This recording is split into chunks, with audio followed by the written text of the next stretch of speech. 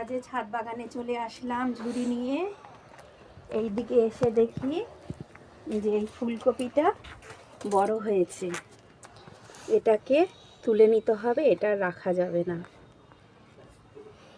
তাই এটা এখান থেকে মাটিটা উঠে যাচ্ছে, দেখি ভাঙা যায় কিনা। ভাঙা যাচ্ছে না, এটা এখান থেকে কেটে নিচ্ছি।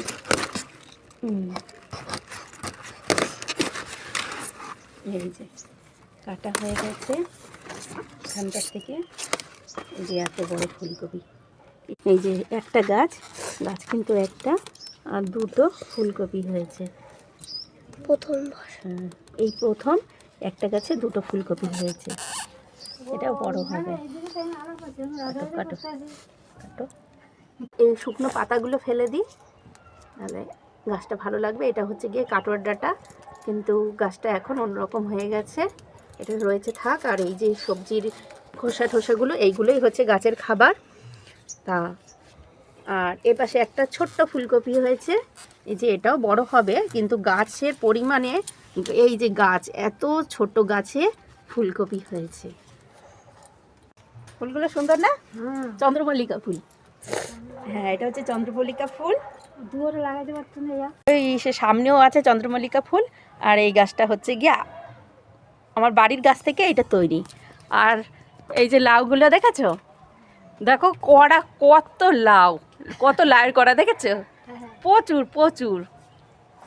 যে এই যে একসাথে কতগুলো, এই দেখো। কিন্তু গাছটা বলে না মরা গাছে ফুল ফোটে, যদি প্রভুর কৃপা হয়, তাহলে এটা হচ্ছে গিয়ে সেই রকম গাছ এবং তার ফলন।